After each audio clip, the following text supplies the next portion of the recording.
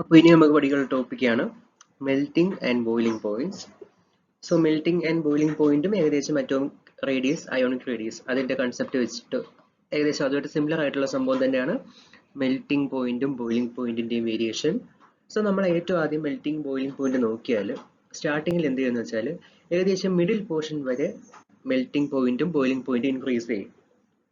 So അതായത് D block elements ആകുമ്പോൾ ഡിയിൽ 10 ഇലക്ട്രോൺസ് മാക്സിമം അക്കോമഡേറ്റ് ചെയ്യാൻ പറ്റും. അതിൽ ആ ഡീനെ എന്തായിട്ട് ഡിവൈഡ് ചെയ്തിട്ടുണ്ട്? 5 കമ്പാർട്ട്മെന്റ് ആയിട്ട്. ഡി സബ്ഷെല്ലിനെ 5 കമ്പാർട്ട്മെന്റ് ആയിട്ട് ഡിവൈഡ് ചെയ്തിട്ടുണ്ട്. അപ്പോൾ എന്ത് ചെയ്യും? ഫ്രം D1 to D10, അതായത് D1 എന്ന് വെച്ചാൽ ഡി സബ്ഷെല്ലിൽ ഒറ്റ ഇലക്ട്രോൺ, അപ്പോൾ ഫസ്റ്റ് കമ്പാർട്ട്മെന്റിൽ ഒരു ഇലക്ട്രോൺ. ഇനി D2 എന്ന് പറയുമ്പോൾ ഫസ്റ്റിലൊന്ന്, സെക്കൻഡിലൊന്ന്. D3 ആകുമ്പോൾ ഫസ്റ്റ്, സെക്കൻഡ്, തേർഡ്, അത് മൂന്നിലും ഓരോന്ന് വിടാം. അങ്ങനെ 5 വരെ എന്ത് സംഭവിക്കും? ഓരോ ഇലക്ട്രോൺസ് വെച്ചിട്ട് ആ ഡിയുടെ ഓരോ കമ്പാർട്ട്മെന്റിൽ ഫില്ല് ആവും. ഇനി 6 ഇലക്ട്രോൺ ആയ എന്ത് സംഭവിക്കും? ആദ്യത്തെ 5 കമ്പാർട്ട്മെന്റ് ഫില്ലായിട്ട് ആറാമത്തെ ഇലക്ട്രോൺ എന്ത് ചെയ്യും? ഫസ്റ്റിൽ പോയിട്ട് പെയർ ചെയ്യും. അതായത് നമ്മളൊരു ബോക്സ് ആയിട്ട് കാണിച്ചാൽ ഡി സബ്ഷെല്ലിൽ നോക്കുമ്പോൾ അതിൽ 5 എന്തുണ്ട്? കമ്പാർട്ട്മെന്റ്സ് ഉണ്ട്. So the first compartment, the second, the third, the fourth, the fifth. Last ഉള്ളത് fifth.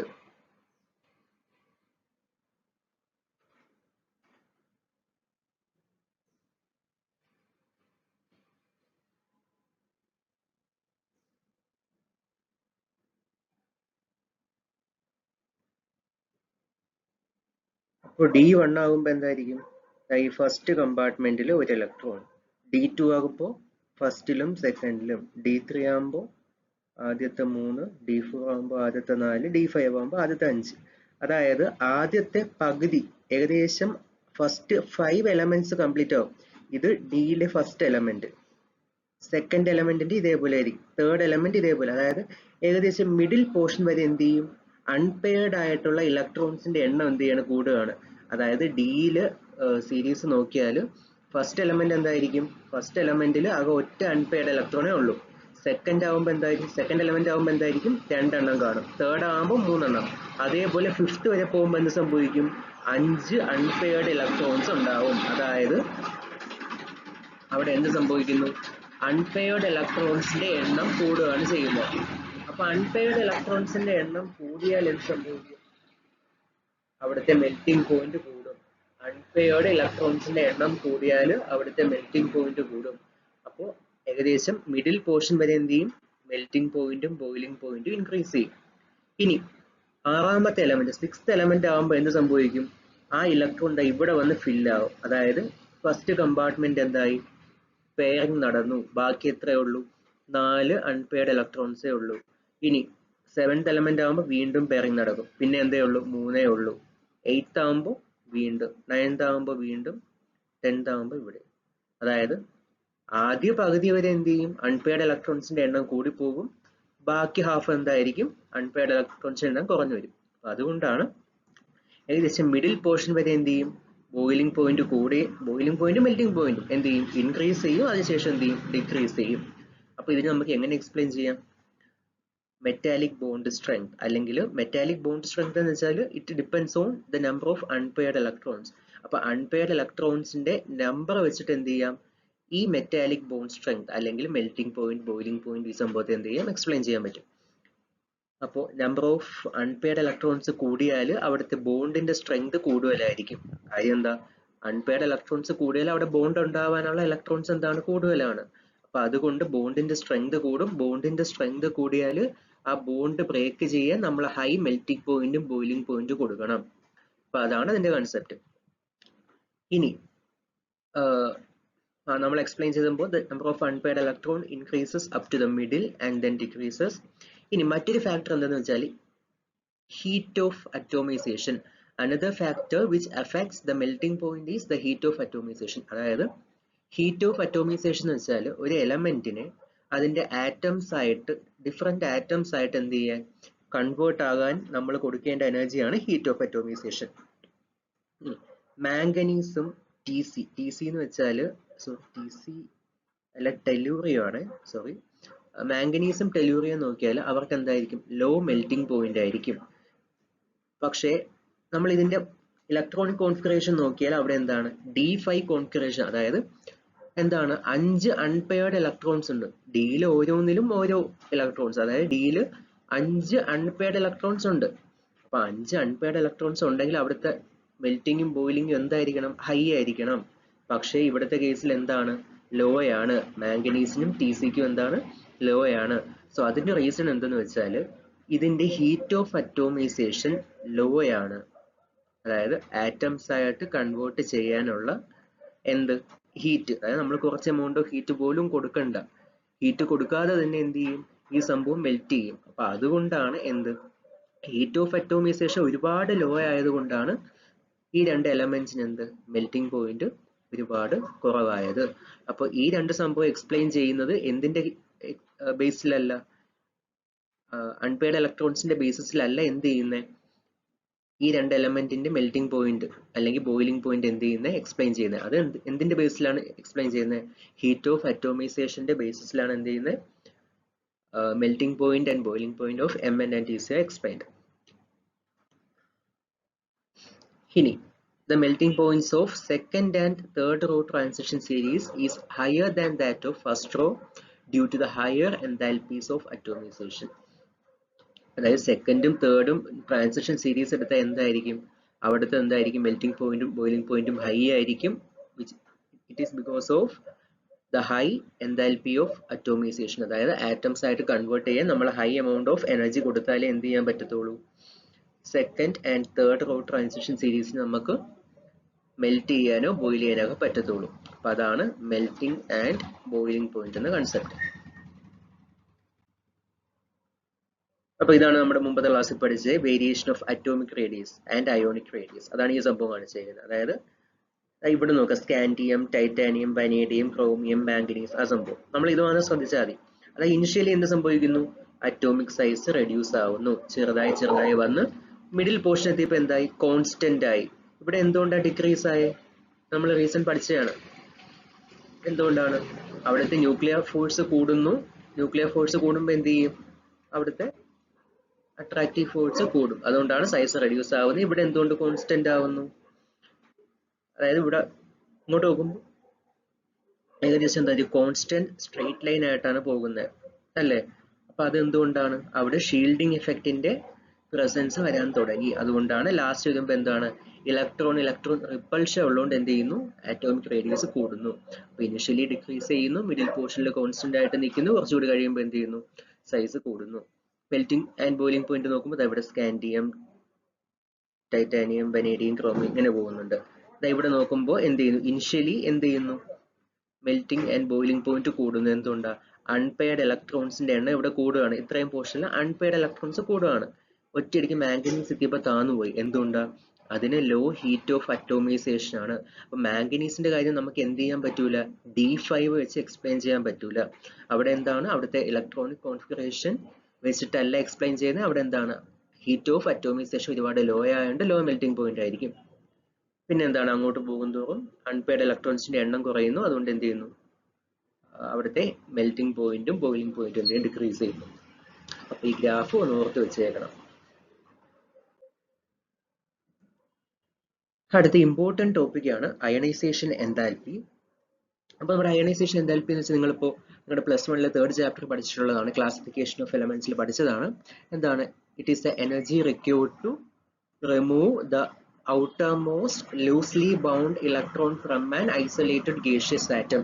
ഒരു ഗേഷ്യസ് ആയിട്ടുള്ള ആറ്റം ഉണ്ടെങ്കിൽ അതിന്റെ ഔട്ടർമോസ്റ്റ് ഷെല്ലിൽ നിന്ന് ഏറ്റവും ലൂസ്ലി ബൗണ്ടഡ് ആയിട്ടുള്ള ഇലക്ട്രോൺ റിമൂവ് ചെയ്യാൻ നമ്മൾ കൊടുക്കേണ്ട എനർജിയാണ് എന്ത്, അയണൈസേഷൻ എൻതാൽപ്പി.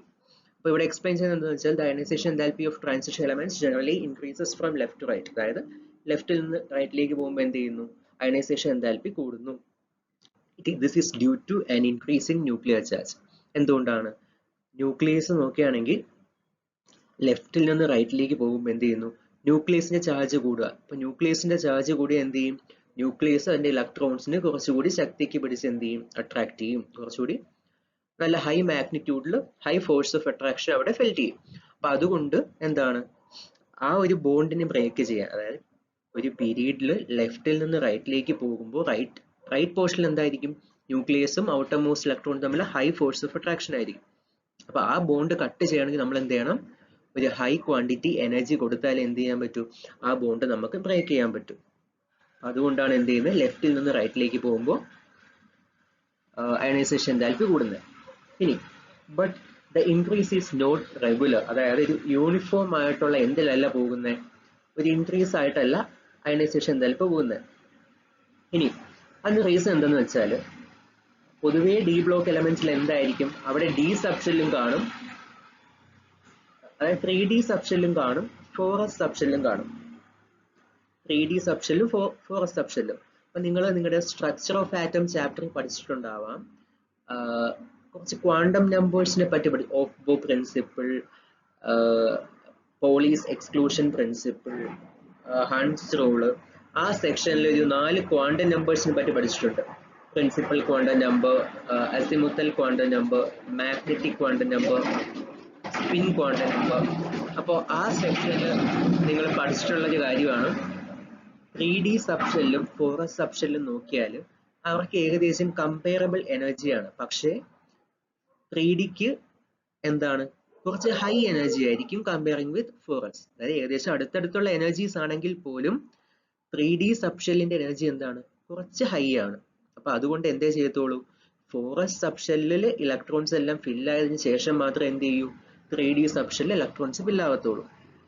സോ നമ്മൾ ഇവിടെ നോക്കുമ്പോഴത്തേക്കും ഒരു ഡി ബ്ലോക്ക് എലമെന്റ് ഒരു കെമിക്കൽ റിയാക്ഷനിൽ പാർട്ടിസിപ്പേറ്റ് ചെയ്താൽ അതിലെ ഡി സബ്ഷെൽ, അതായത് 3D സബ്ഷെല്ലിൽ നിന്നും 4S സബ്ഷെല്ലിൽ നിന്നും ഇലക്ട്രോൺസ് എന്ത് ചെയ്യാം, കെമിക്കൽ റിയാക്ഷനിൽ പാർട്ടിസിപ്പേറ്റ് ചെയ്യാൻ ചാൻസ് കൂടുതലാണ്. കാര്യം എന്താ, എനർജിയിൽ വലിയ വ്യത്യാസമൊന്നുമില്ല. അപ്പൊ അതുകൊണ്ട് തന്നെ 3D സബ്ഷെല്ലും 4S സബ്ഷെല്ലും എന്ത് ചെയ്യാം, കെമിക്കൽ റിയാക്ഷനിലേക്ക് പങ്കെടുക്കാം. അപ്പൊ അതുകൊണ്ട് തന്നെ അതെന്തല്ല, ഒരു യൂണിഫോം ആയിട്ടുള്ള റെഗുലർ ആയിട്ടുള്ള ഇൻക്രീസ് അല്ല അയണൈസേഷൻ എൻതാൽപ്പിയിൽ കാണാൻ പറ്റുന്നത്. ഇനി നമ്മൾ നോക്കുമ്പോൾ എന്താന്ന് വെച്ചാല്,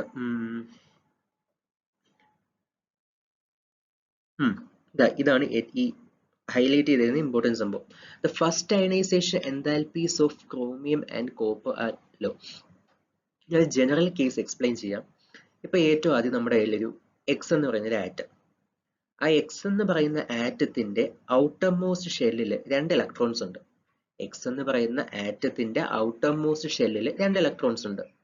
അപ്പൊ നമുക്ക് അതിൽ നിന്ന് ഒരു ഇലക്ട്രോൺ മാറ്റണം. ആ ഒരു ഇലക്ട്രോൺ റിമൂവ് ചെയ്യാൻ നമ്മൾ കൊടുക്കേണ്ട എനർജിയാണ് ഫസ്റ്റ് അയണൈസേഷൻ എൻതാൽപ്പി. അതായത് the energy required to remove the outer most first electron, അല്ലെങ്കിൽ one outer most electron from the shell of a atom is called as first ionization enthalpy. അതായത് outer most ഷെല്ലിൽ നിന്ന് first electron remove ചെയ്യാൻ നമ്മൾ കൊടുക്കേണ്ട എനർജിയാണ് first ionization enthalpy. ഇനി നമ്മൾ ആ ഒരു ഇലക്ട്രോണെ എടുത്ത് റിമൂവ് ചെയ്താൽ, ആ ഇലക്ട്രോണെ മാറ്റിയാൽ എന്ത് സംഭവിക്കും, ഒരു നെഗറ്റീവ് ചാർജ് പോയി. ആ ഒരു നെഗറ്റീവ് പോയാൽ അവിടുത്തെ ന്യൂക്ലിയസിന്റെ ചാർജ് എന്തായി, ഹൈ ആയി. ഔട്ടർ മോസ്റ്റിൽ നെഗറ്റീവ് ചാർജ് ഉണ്ട്, 2 നെഗറ്റീവ് ചാർജ് ഉണ്ട്. അതിലൊരു നെഗറ്റീവ് ചാർജ് പോയാൽ പിന്നെ എന്ത് സംഭവിക്കും, ആ പോസിറ്റീവ് ചാർജ് അവിടെ ഡോമിനേറ്റ് ചെയ്യും. അപ്പൊ ആ പോസിറ്റീവ് ചാർജ് പിന്നെ എന്ത് ചെയ്യും, ആ പുറത്ത് പിന്നെ ഒന്നും കൂടെ ഉള്ളൂ, ആ ഇലക്ട്രോണ് കുറച്ചുകൂടി ശക്തിക്ക് പിടിച്ച് വലിക്കും. അപ്പൊ നമ്മൾ എന്ത് ചെയ്യണം, ഫസ്റ്റ് അയണൈസേഷൻ എൻതാൽപ്പിയെക്കാളും കൂടി ഒരു എൻതാൽപ്പി, ഒരു എനർജി കൊടുത്താൽ എന്ത് ചെയ്യാൻ പറ്റൂ, സെക്കൻഡ് ഇലക്ട്രോണെ റിമൂവ് ചെയ്യാൻ പറ്റത്തുള്ളൂ. അപ്പോ സെക്കൻഡ് ഇലക്ട്രോണെ റിമൂവ് ചെയ്യാൻ നമ്മൾ കൊടുക്കേണ്ട എനർജിയാണ് സെക്കൻഡ് അയണൈസേഷൻ എൻതാൽപ്പി. ഇനി ഈ സെക്കൻഡ് അയണൈസേഷൻ എൻതാൽപ്പി എന്താണ്, it will be higher than first ionization enthalpy.